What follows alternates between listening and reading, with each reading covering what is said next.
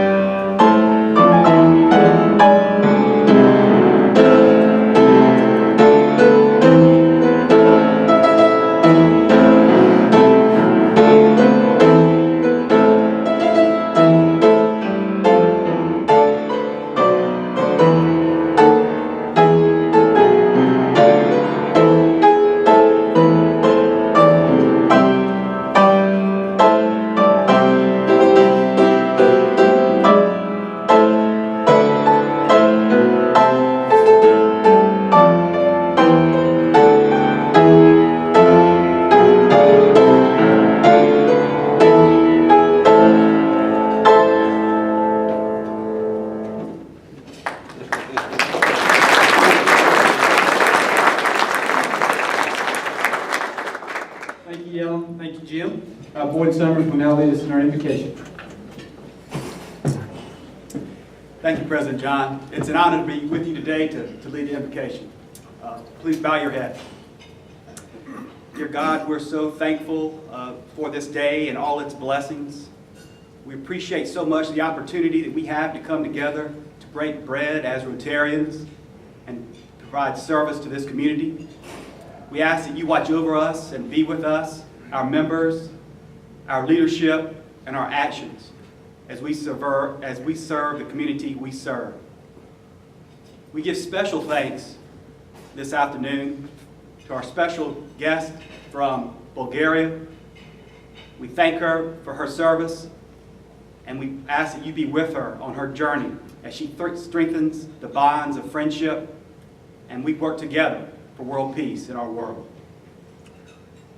I give special thanks this afternoon for the gift of diversity that we have in this club.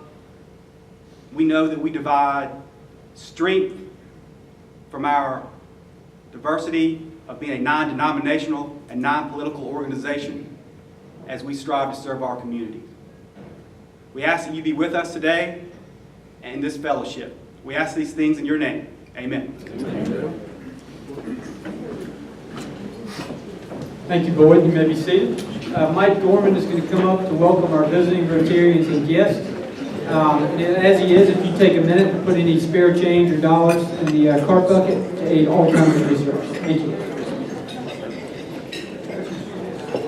Thank you, President John. We have two visiting Rotarians today we want to welcome. First, from Charlottesville, Virginia, we have John Wright. John, over here. Welcome. And visiting with us today from South Tyler, Texas, Tom DeWitt. Tom? And Tom is also the district governor-elect for that region, so congratulations and welcome. This time, if you are a Rotarian and you brought a guest with you, we're going to ask if you'll stand. And we're going to pass microphones around, let you introduce yourself and then your guest. If you'll stand at this time. Robin Waits, I have as my guest today Joseph Johnson. Joseph is the project director for Our Story Matters, which is the exploration of civil rights story in Colombia. Joseph also has an older brother who plays professional basketball in Bulgaria for the Rilski Sportis. Joseph's going to be traveling to Bulgaria hopefully in April, so he might be a date for a basketball game. Welcome, Joe.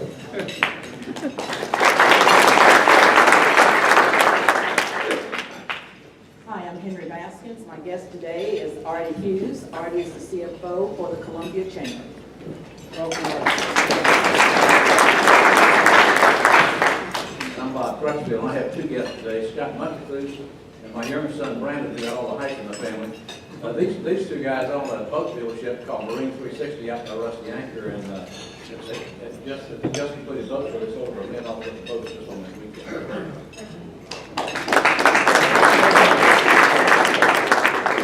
Hi, happy Monday. I'm Doc Ryle, and I'd like to introduce my guest, Tony Elkins. Many of you know Tony. She's a local artist, and actually, we're only 2 months into the year, and she's already been accepted in many national competitions for art. So we welcome you, Tony. Happy to have you. Hi, my name is John Denise, and I'm proud to have as my guest Alicia Thomas.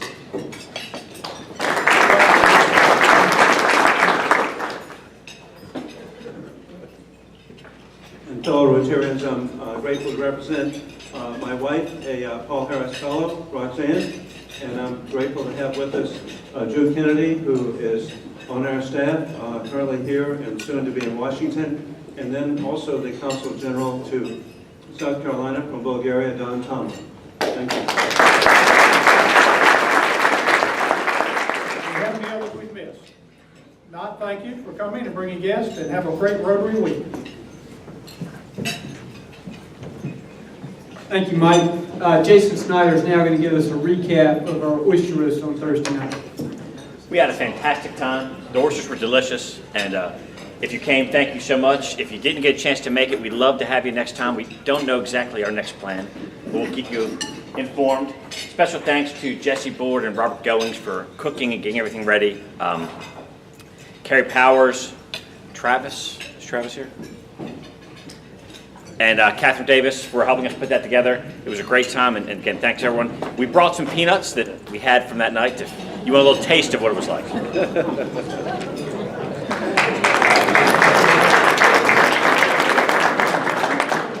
Thank you, Jason. That was it was a great time Thursday night. Jason, his committee with Robert and the volunteers they had out there, it was the second event they put on this year. It's really just been top notch. Despite it probably being the coldest evening of the year, we had a very large attendance. Thankful to everyone who came out there. I think everybody had a good time and look forward to the ones in the future. Now I'd like to turn it over to Anne Marie for health and happiness.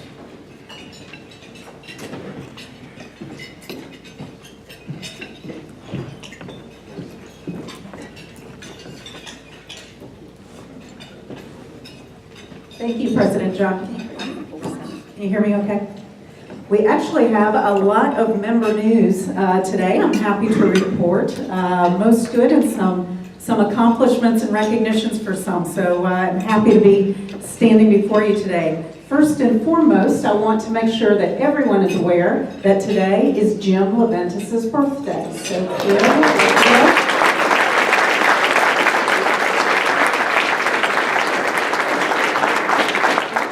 always wonderful to have you here with us, and congratulations and many more. Also, another significant milestone, Meredith Gammon Atkinson let me know that her grandfather, Tom Gammon's father, so two of our club members, their father actually celebrated, George Gammon is his name, celebrated his 101st birthday yesterday. So congratulations. Some other good news, Mike Gorman told me that he and Robin got news over the weekend that their grandson in Baltimore, Maryland has been named a National Merit Finalist. So congratulations to them. That is no small feat. Congratulations. And also, this is very exciting. I hadn't seen this. This is Black History USA calendar. And for the month of March, our very own Veriva Harris with Benedict College is actually featured in the calendar for March. And it's just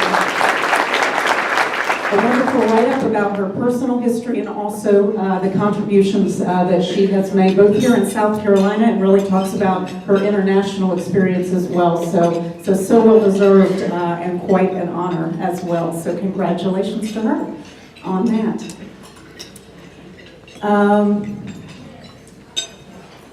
Another recognition that we have, Regina Brown. I saw Regina earlier. Where's Regina? There she is, back there. Regina is with Palmetto Health, as you all know, and Palmetto Health presented Regina with the Golden Palmetto Award on Thursday, the 19th, and this coveted award is given to a staff person by Palmetto Health who exudes a great attitude while delivering community service both internal to the organization and externally. So great Rotarian values on display.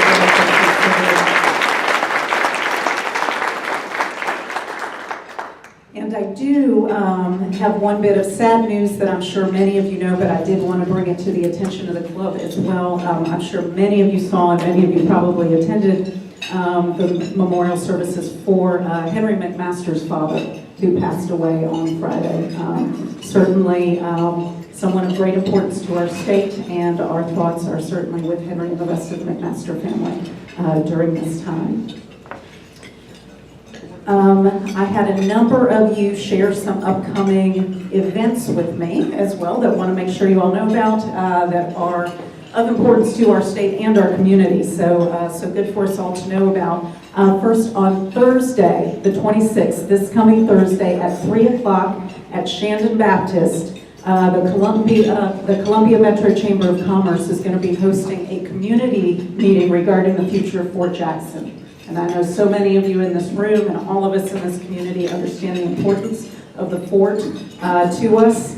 And as the most military-friendly community in the United States, as we like to say about ourselves here, I think the show of community and the show of support, and this is one of the few opportunities where the entire community is going to have an opportunity to get together to discuss that issue. So again, that's this coming Thursday at Shandon Baptist Church at 3 o'clock.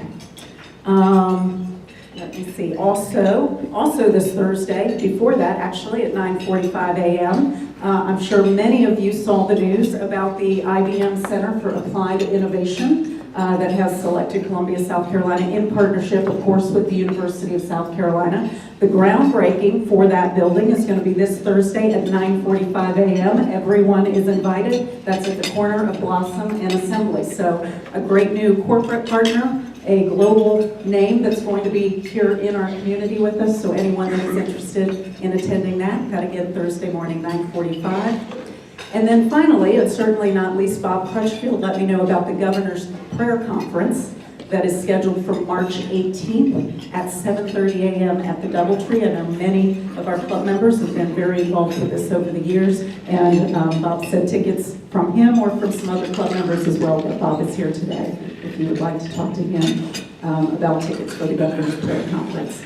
So that was quite a bit of news. Do I have time for anything else, John? Yeah, plenty of time. Okay, very good, very good. And did I miss anything? Let me ask that.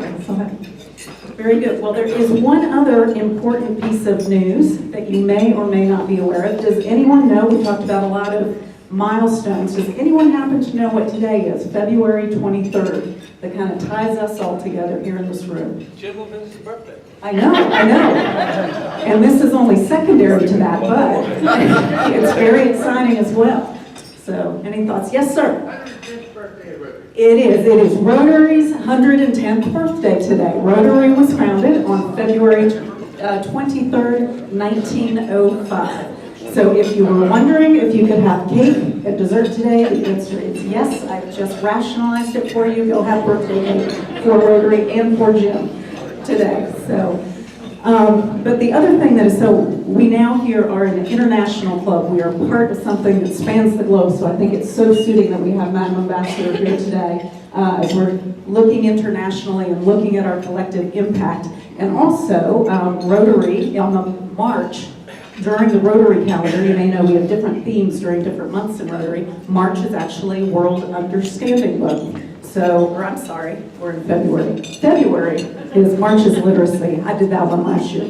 February is World Understanding Month. So as you know, Rotary, we are part of a global organization. We're a global organization with over 1.2 million members across the globe. We have 32,000 clubs spread over 150 countries. So quite a benchmark moment for us. And as many of you know, Rotary started in Chicago with one club in 1905 with 4 gentlemen that decided they were going to make a difference. And that's the heart of what brings us all together today. But in order for Rotary to become international, we obviously had to have a club that began somewhere outside of the U.S. borders. So does anyone know what the first club outside of the U.S. was? Canada. It was, you know which one? Congressman, I'm going to give you full credit. It was absolutely, that was Winnipeg, Canada, was the first one, and that's when we could truly claim that we are Rotary International. So I did a little look at what some other clubs around the world are doing to celebrate Rotary's birthday today. So just found a few things out there. I had found that one club in Nagpur City, India, said they are having a Rotary Carnival today, which is a joint effort of all the clubs in their city, and they're expecting 1,200 plus people to join in that celebration there in that particular area of India. The Rotary Club of Sawtell in New South Wales, Australia, they're hosting the movie The Second Best Exotic Marigold Hotel. Some of you may have seen that. In Coffs Harbour, they have sold all 300 tickets they had, and $3,000 will be contributed to Polio Plus by that club in Australia. A Rotary Club in Nigeria is inviting community, religious, and political leaders to listen to a lecture by their chief of police on peace and conflict resolution. So you can see all the wonderful things that Rotary does around the world. And we have one from a club in Romania, and the posting on this actually said it is the 20th anniversary of their club being reborn, because their club was born, as they said, in 1934 to 35, but as many of you know, during World War II and the post-war period, many of those clubs in that area actually had to suspend operations. So this club now is celebrating 20 years of being rechartered and reformed and back to be part of the Rotary family. So finally, I know we're wrapping up here, but I found a quote from Paul Harris that I thought was so nice on this birthday to think about being a part of Rotary, the fact that we're here together, we're part of a global community, particularly today with Madam Ambassador here. And he said, whatever Rotary may mean to us, to the world, it will be known by the results that it achieves. And we have so much to be proud of today, so much to be proud of being part of this community, and I'm happy to be standing here with you today. I look forward to the next 110 years of Rotary with all of you. Thank you so much.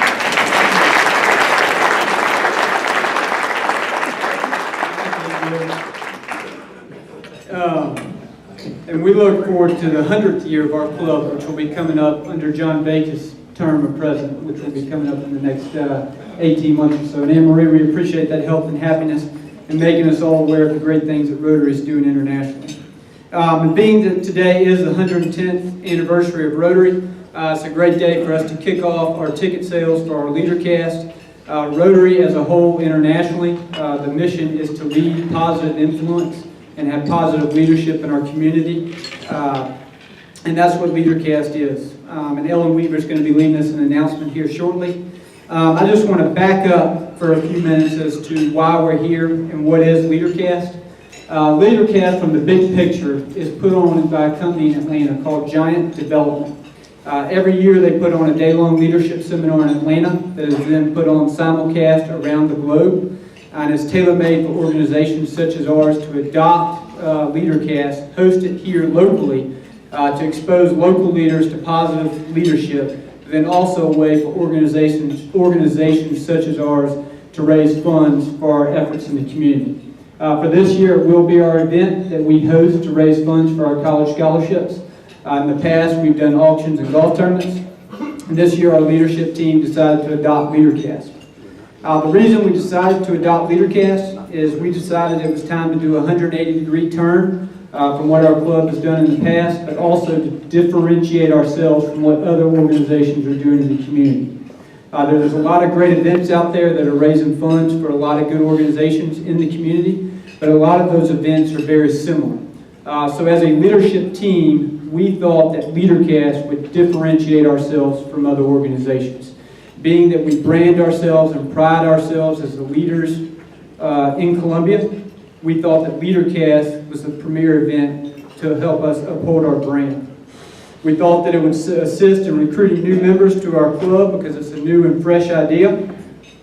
We thought that it would be ideal to attract the business and community leaders that we would like to be involved in our club because it is business relevant, it's relevant to leadership in the community, and it is an event that is focused on leadership. I want to thank our sponsors. Our sponsors took a leap of faith. Leadership a lot of times is making a decision when you only have about 80% of the information. LeaderCast for our club started to come to fruition in October of 2013 when this committee started meeting to exchange ideas. We reached out, we made 9 phone calls to key leaders of our club. 6 of those phone calls took us up on the opportunity to sponsor this event at $2,500. And they really took a leap of faith with 80% of the information, not knowing how it would come to fruition, but they had confidence that this club could put together a top-notch event. Those 6 sponsors at the level of $2,500 or more were Lexington Medical Center, Mike Piediger, a member of our club, Honda of Columbia, Perry Shooping, Ed Robinson Laundry and Dry Cleaning, South Carolina Electric and Gas, Lee Michael, Hainsworth, Sinkler and Boyd, Carl Roberts, and new member John Florence, and Blue Cross Blue Shield, Stephen Creech, and John Keith. I also want to thank 3 members who have stepped up in the past 4 weeks. Palmetto Health has recently decided to be the first corporate sponsor of what we're going to call our scholarship program. They contributed $1,000 to buy 10 tickets. Their organization will use 4 of these tickets and then will donate 6 tickets for us to find leaders in the community to attend this event. Past President J.T. Gandolfo, who bought 10 tickets for key leaders of his organization to attend this event, and Andrew Clarkson, a past president, who was the first member of the club to buy the first ticket. I'd also like to give thanks to our committee. Jack Sloan, you'd raise your hand. Jack and I have been working together for a year on this event. Dot Ryle, who has energetically embraced LeaderCast and gave a very inspirational message at our last meeting. Ellen Weaver, who will be leading us through today's announcement. Jim Morris, Doug Cochran, and Terrence Garrett. And with that, I'd like to turn it over to Ellen.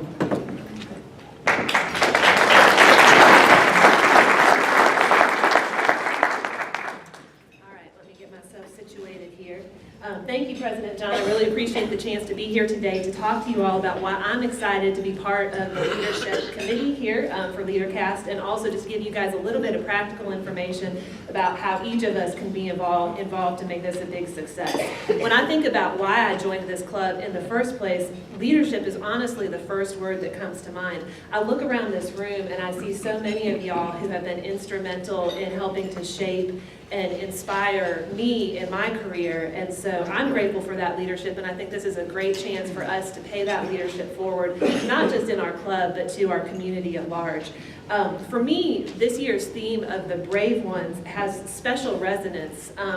Having spent my career working in politics and public policy, I thought a lot about what the ingredients are for political courage and the ability to lead. And I realize political courage may sound like an oxymoron to some of the folks in the room, Congressman Wilson accepted, but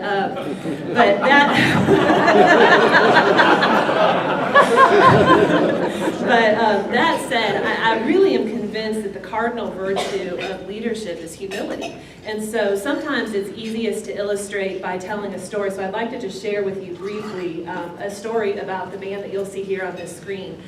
William Wilberforce was a man of unstoppable determination. He was driven by a deep personal faith, and his mission was to be the voice of the oppressed wherever they could be found, whether it was in the gutters of London or on the slave ships coming from Africa. He was really an unlikely hero of social justice because he came from a relatively wealthy family, and he had a famously brilliant mind, and he also was in very poor health. So if you think about somebody who would have had an excuse just to kind of take it easy and not do anything, certainly William Wilberforce would have fit that model. But he was also a man of deep humility. He once wrote, quote, "To the degree that humility grows, so grows our vitality. To the degree it diminishes, our vitality will also diminish." So you'd be forgiven in thinking that that really wasn't much of a secret to success if you had been alive during the time that he was pursuing his political career. He was belittled, he was mocked, and he was facing entrenched industries that were determined to protect their economic interests. And over his 30-year career, he had very little real success in pursuing the abolition of the slave trade.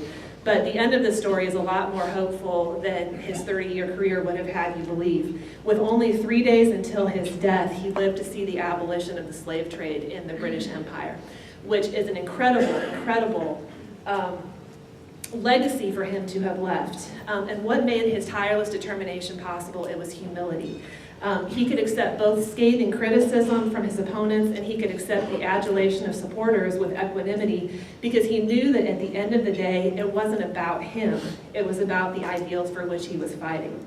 And he also made a great point to surround himself with friends of like mind, and if you think about it, that's what we do every week at Rotary. So on June 18th, we're going to have the opportunity to hear a lot more information about this same kind of world-transforming leadership, and I know I'm ready to learn. I hope you all are ready to learn as well. And so John asked me today to provide a little bit of information about how you can be part of the event, and so we'll go ahead and move on to that now.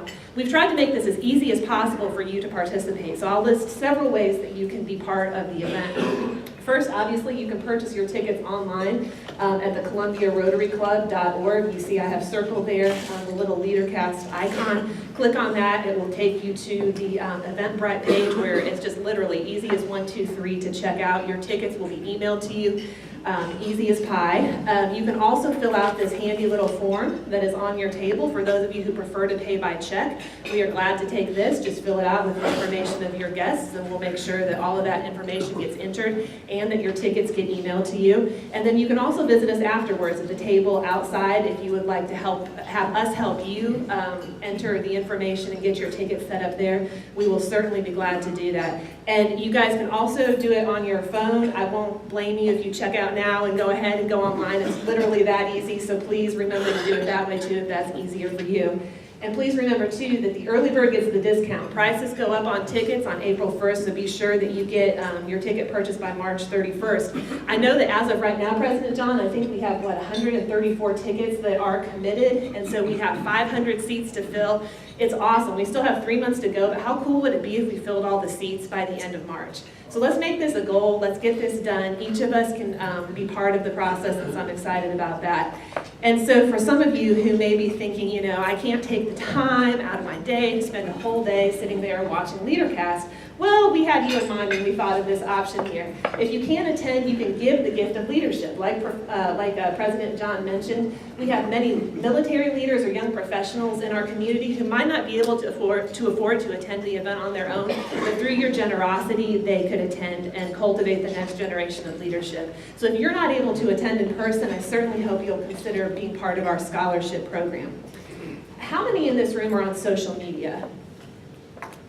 Okay, excellent. That's the vast majority of you. Well, if you haven't connected with our club's social accounts, I hope you'll take this opportunity to do so, because every week we're going to be posting a new inspirational leadership quote, like this one from Kyle Carpenter when he spoke to us several weeks ago. And we'll also be posting links to how people can purchase tickets and get information about the event. So that's a great 1-2 punch. It advertises the event, and it also is just a great way for people to understand kind of what we're about as a club, and for us to really blanket the community of Columbia. When I look at all the leaders that are currently in this room, if each of us committed to share just 2 or 3 of these posts that we put out every week, we would be able to literally blanket the community of Columbia through social media. So just in summary, the ways that we need your leadership: purchase your tickets either online or by completing the forms. invest in the military or young professional scholarships, share the information on social media. And last but not least, we're going to be sending out an email with a survey in the next few days asking for feedback from you about leaders in your life. I hope you enjoyed the story of William Wilberforce. Stories have incredible power to impact people, and we want to hear the stories of leaders who have impacted your life. Who do you look up to? We'd like to be able to share that in future club meetings, so I hope you'll take the occasion to let us know about how leaders have impacted you. And if you need additional incentive after all of that, President John has said we're going to have to do a telethon if we don't sell out these tickets, so come on, let's get it done. With that, thank you very much.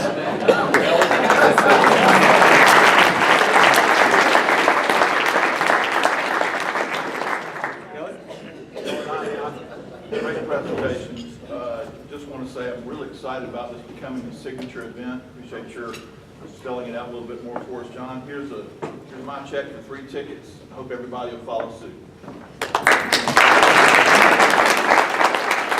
Thank you, Elliot. Elliot's been a long-time leader of this club, and we appreciate that show of support. A few quick follow-ups. William Wilberforce, if you're looking for a good book to read, 7 Men and the Secret of Their Greatness will change your life. Highly recommend it. William Wilberforce is chapter number 2.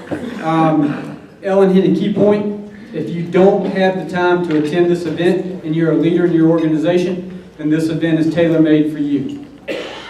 Leaders, the ceiling of leadership is your ability to manage time and delegate tasks. And if you don't think you have enough time, this event's tailor-made for you. This will be the 2nd year I've attended this event. I attended 2 years ago when it was local here in Columbia.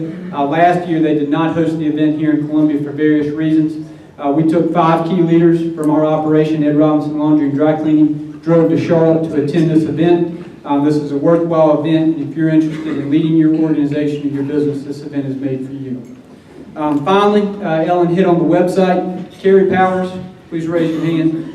Carrie is our communications director and has done an absolutely amazing job with our communication. I had my phone. I was not texting or emailing while Ellen was making her presentation. I pulled up our webpage. You can pull it up on your phone, ColumbiaRotaryClub.org. You can literally buy the tickets for this event. I don't recommend it, but while you're waiting at a stoplight. It's that quick and that easy. You can do it in 2 to 3 minutes. You can do it during this meeting. You can do it before you leave here. But also, when you pull it up, on the left-hand top of your phone or your computer, there'll be a thing that says menu. And you can go there. It has calendar of events. It has every speaker that we have on our schedule. It has all of our upcoming events, whether it's socials, whether it's our leader cast, our blood drive, everything's there. And Carrie has done an amazing job with that. But everything you need to know about our Rotary Club, or our club, is at ColumbiaRotaryClub.org. With that, I'll close it and turn it over to Mason.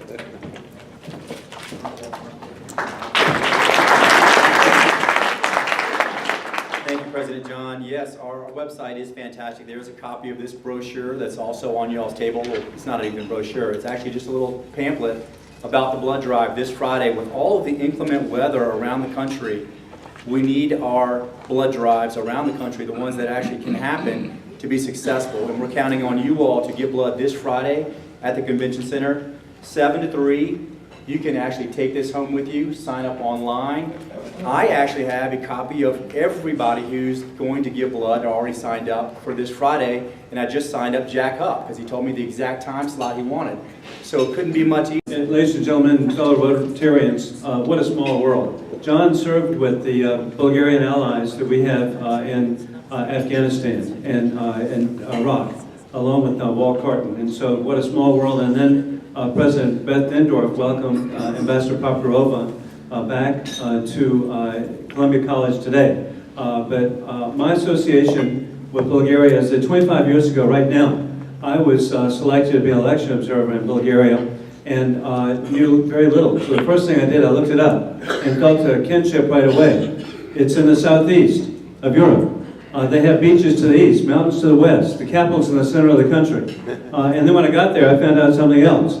Warm people. And so that was great. And then something that would warm the heart of Jim Levinas is that the country is filled with Greek artifacts everywhere.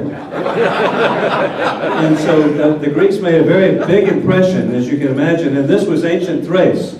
and also with the amphitheaters of Rome were there, and beautiful monasteries and Orthodox cathedrals. It was just awesome to be there with the people. The trouble is that Bulgaria has suffered such oppression in the last century. First they had the Nazis, but the people pushed back. The only country in Europe that had a larger Jewish population after World War II than before the war was Bulgaria. When Hitler sent the cattle cars, the people of Bulgaria did not participate and pushed back. And then, sadly, they had 45 years of communism. Again, in 1989, a popular revolt throughout the country, and they established democracy. And then Columbia Rotary had a part in this. When I went in June 1990, I took information on how to establish a Rotary Club, and to my delight found out, as we just found out, it was reborn. There'd been Rotary. Now, Professor Stefan Stoyanov I met with started the club, and then now there are clubs, vibrant Rotary clubs throughout Bulgaria. And that's helpful to their establishment of democracy. And then a leader of the effort in democracy is here with Ambassador Poptodorova. She is brave. She served in their first parliament where they drafted a constitution. Can you imagine? And then, that was in 1990. And then, because it's a parliamentary system, they don't have terms. And so you can go to parliament one day, there'll be a vote of no confidence, and you're not in office the next.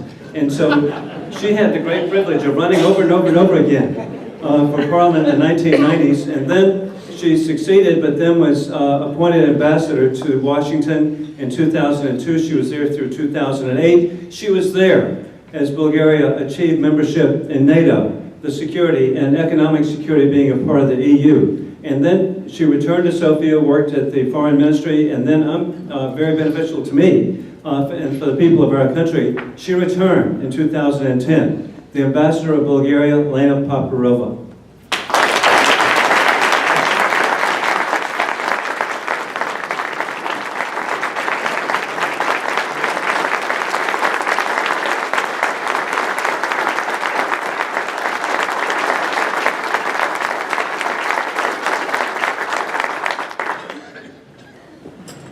President Johnston, Congressman Wilson, Mrs. Wilson, very dear Honorary Consul for Bulgaria in South Carolina, Mr.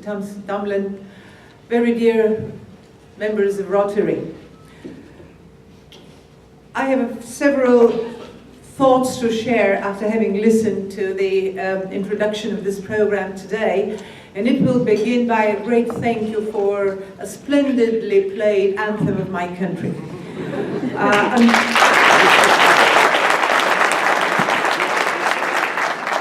Unfortunately, I'm in splendid isolation here, and I dared not open my mouth and sing. And I envied this big room standing up and singing so dedicatedly, wholeheartedly, the beautiful anthem of the United States of America. I would though like to give you the first line of that beautiful Bulgarian music and lyrics.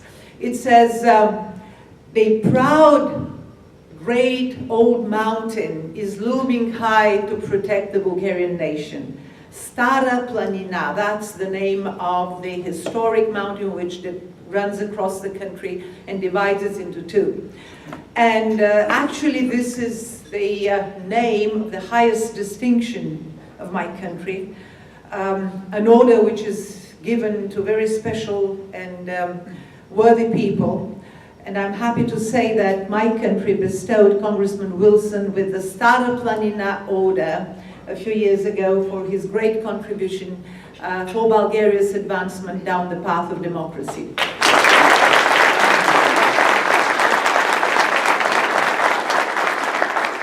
So, Joe, the national anthem of my country is directly associated with what you have hanging in your office and the order there.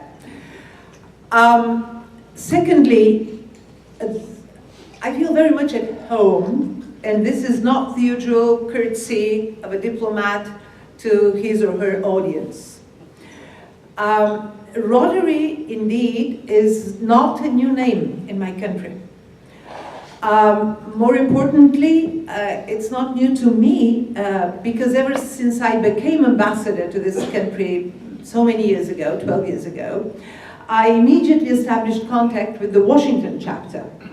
And they come at regular intervals to my embassy for their annual meetings, board meetings, or evening events.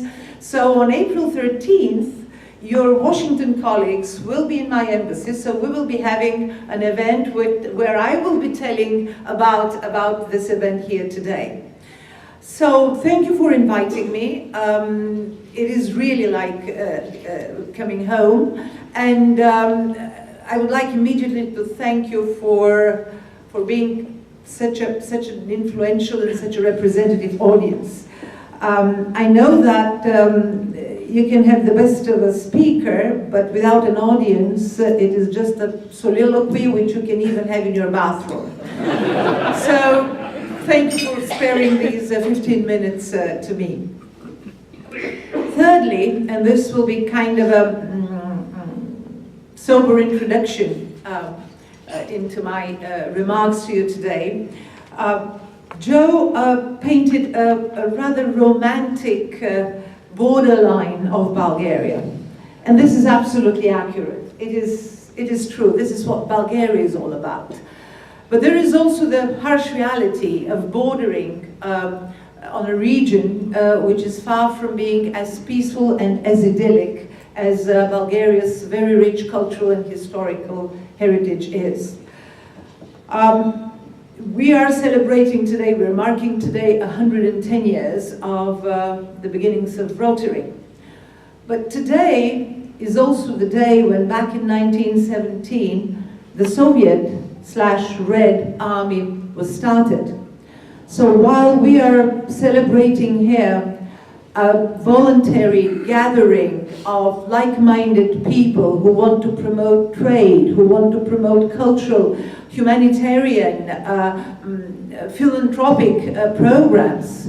At another end of the world, which is too close to my own country, an army was being formed, which is now being celebrated in a very different context, which yes, had its great role in World War II, and no one would ever deny the sacrifice of the Red Soviet Army at the time, but is today engaged in a very different reality and very different geopolitical ambitions. Being where we are in Southeastern Europe, we are today practically a country at two fronts. Yes, we are a frontline state, but not only vis-a-vis the developments on the other side of the Black Sea.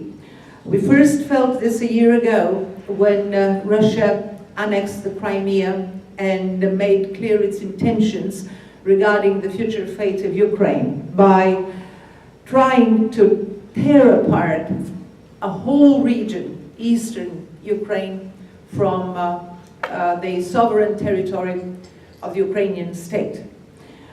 Added to this is another very serious threat, which is, I'm afraid, of a more acute nature, and this is ISIL.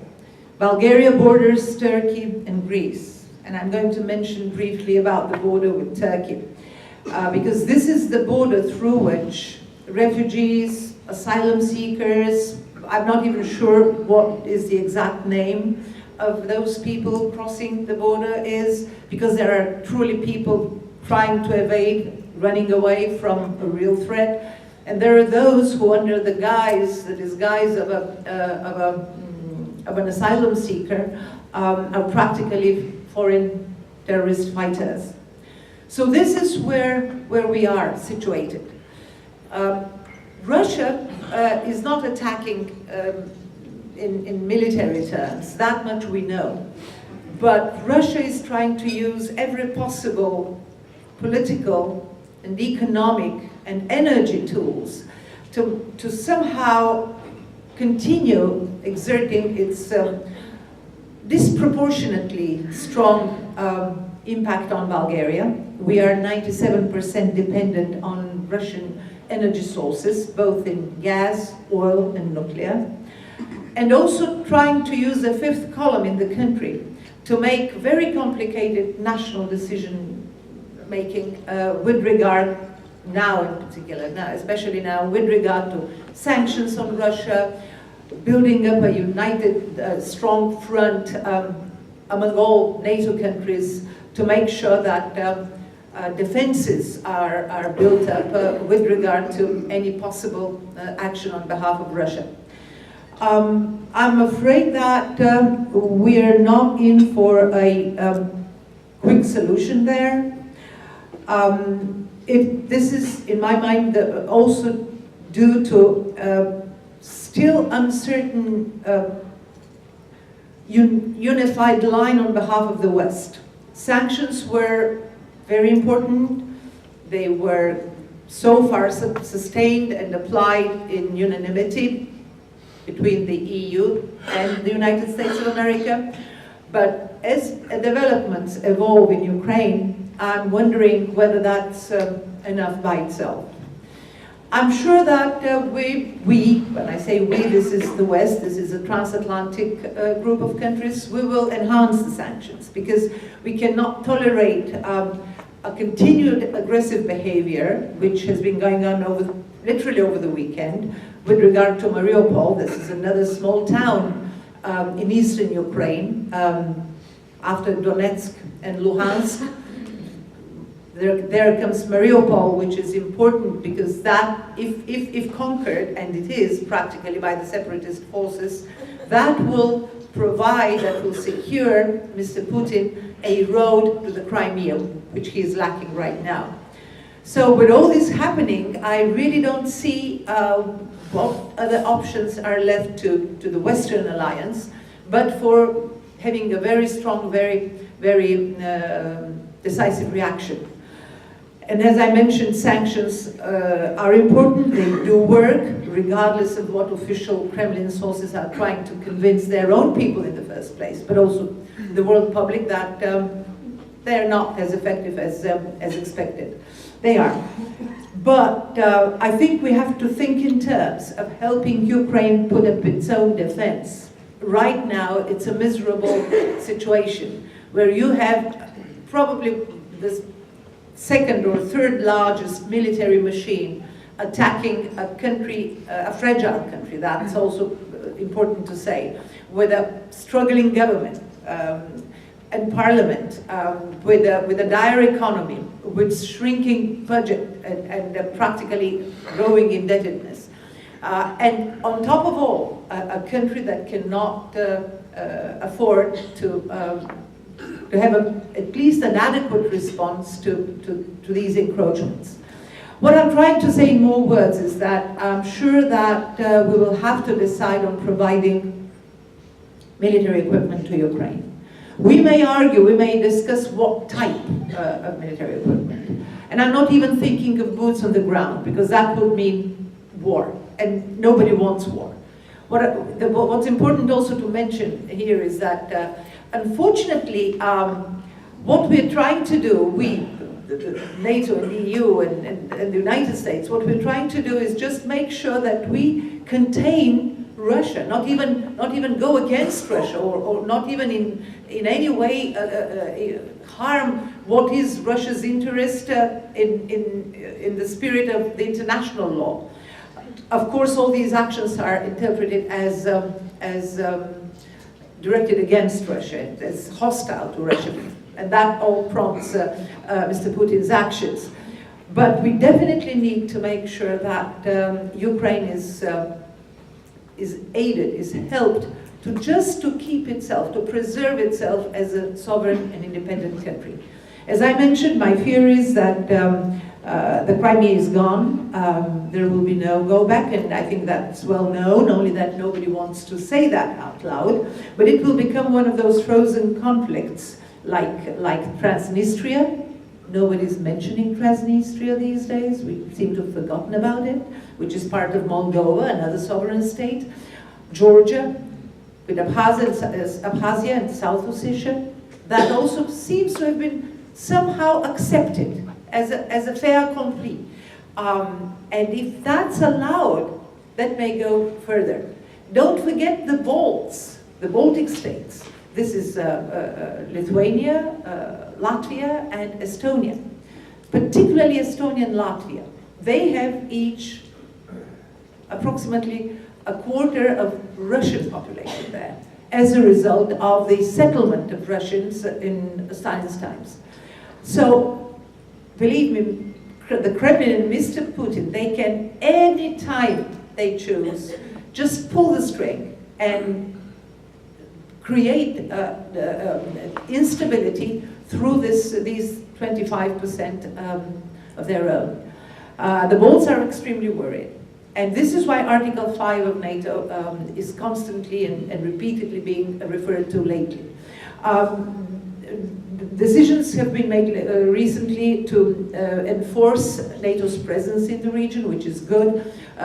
Exercises, military exercises and training are becoming more frequent, because on top of all there is a lot of overflights of Russian air fighters over sovereign territory. Remember, the latest one was the Channel, as far as that, so just the Atlantic almost left to be flown over. All of this requires a much more enhanced action and activity on the part of the alliance. Bulgaria will have one of the 6 command centers of NATO established in Sofia, which is due to happen from now through May. We do have the military bases, US-Bulgaria military bases. We worked together with Congressman Wilson for them. They were established in 2006, and I hope that he will lead a CODEL in May to come and visit, and especially now in the new circumstances. So this is where things are going on this front. But as I say, it is kind of a more, it's not more optimistic, but somehow more manageable front. The other front, the front of ISIL, that really scares me, ladies and gentlemen. And again here, I do realize how important it is to educate young generations into more understanding of the differences in this world. It is important to provide jobs for them. It is important to give them opportunities so that they won't seek self-realization in the ranks of the foreign fighters, because what we have is even Europeans, not too many, but not a negligible number either, join the foreign fighters in Syria and Iraq. That is extremely important, and we do have to make sure that young generations do not have this life option. But that takes years. That takes generations in the plural, because the cultural change, the cultural process is too long. We had this global coalition on the countering of violent extremism in Washington last week, which was put together and hosted by Secretary Kerry and President Obama, with a special statement there. And we do have a plan of putting together working groups, 5 of them, which will draft plans of action, which will be approved sometime July. That's fine. What happens in between? What happens with those absolutely murderous attacks which ISIL deals on the civilian population, on Christians, I should say? I don't buy the otherwise politically correct phrase that we should not describe violent extremism as Islamic. I'm afraid it is. I realize that peaceful and well-meaning Muslims should not pay the price for the extremists, but we should be more honest in describing where the source of this violent behavior is.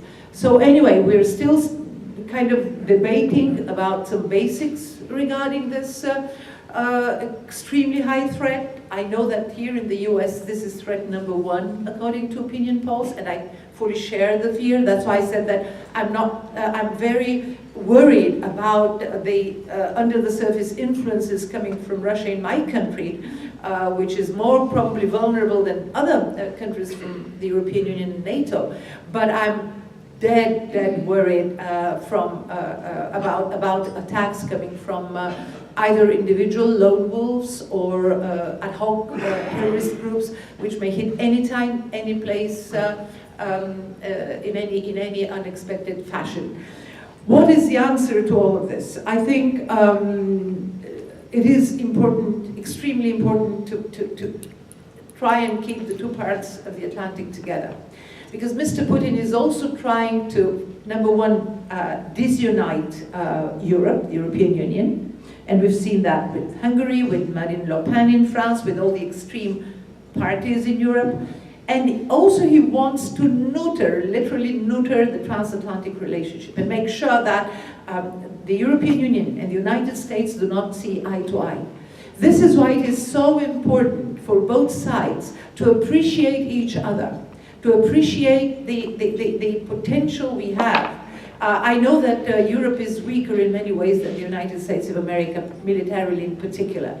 But every effort, every capability must be mustered, must be put together in order to put up a real strong resistance, long-term, not even mid-term, long-term resistance to ISIL, and of course to Russia's attempts to disunite. TTIP is extremely important. Most of you are members, come from different businesses. I know that there are lots of question marks about what will that mean to business here. Europe also has these question marks. TTIP is the transatlantic free trade agreement. We are negotiating, and very positively so. And everything is on the table. We may have different views on certain specific arrangements, but the big goal and the big benefit for all of us is to make sure that we create this transatlantic trade space, which will provide also the economic strength and will not allow for outer forces, outside alien forces, disunite the democratic world. So I believe, I don't know how more strongly to express this. Every fiber in my body believes in this relationship.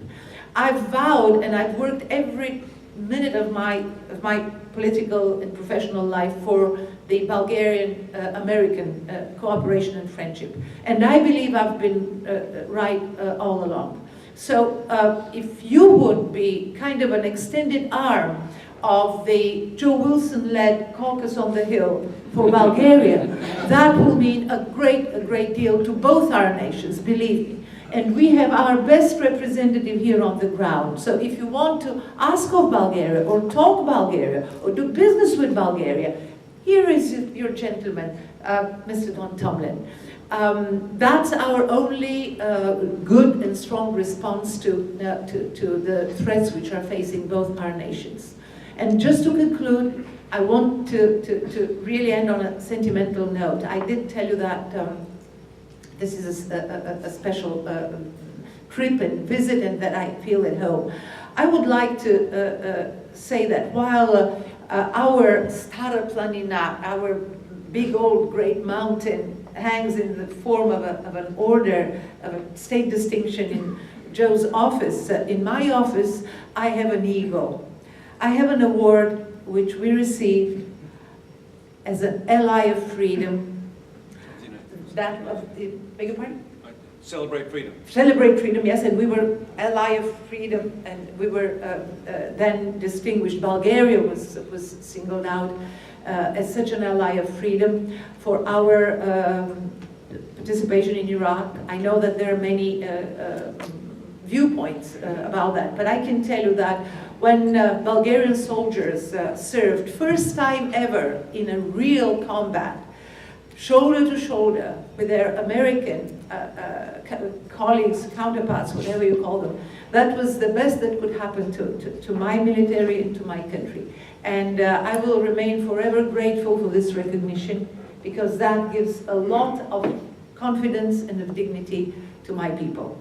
So thank you, and I do hope this friendship and this cooperation will become ever stronger. Thank you.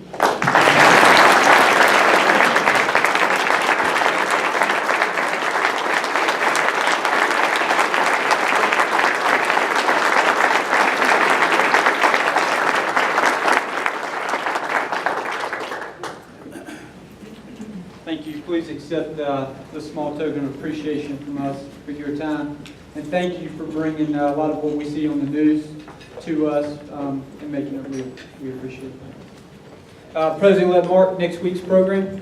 Yeah, next week we'll hear from several folks on the burning of Columbia. It's been 150 years since Sherman and the troops came through Columbia, so we have a program on the burning of Columbia next week. Thank you. And for the sake of time, we will pass music. Have a great week.